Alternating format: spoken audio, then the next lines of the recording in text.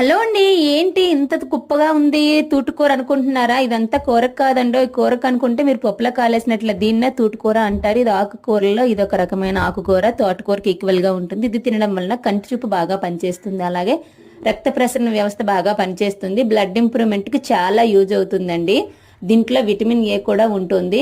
అయితే ఇంత కూర దేనికి అనుకుంటున్నారా? ఇది పశువులకు మేతగా వాడుతున్నారండి పల్లెటూర్లలో. మేమైతే ఎప్పుడు వండుకు తినేదైతే లేదు, కానీ టౌన్ లో ఉన్న వాళ్ళు మాత్రం రైతు బజార్లలో కొనుక్కొని తెచ్చుకుంటారండి ఆకుకూరగా వాడడానికి. దీన్ని గులుంగూర, కొండగంటి కూర ఇలా ఉంటాయి, కానీ ఈ కూరలు ఏవి కూడా మేమైతే ఆకుకూరలుగా వాడేదే లేదు. పల్లెటూరులో ఉండే వాళ్ళు వీళ్ళ ఆ పశువులకి మేతగా మాత్రమే వాడుతున్నాము. అంటే మాకు రావాల్సిన బలమంతా పశువులకే వెళ్ళిపోతుంది, కానీ ఎవరు ఇక్కడ వండుకొని తినరండి. ఎందుకో తెలియదు, ఫస్ట్ నుంచి అలవాటు లేదనమాట.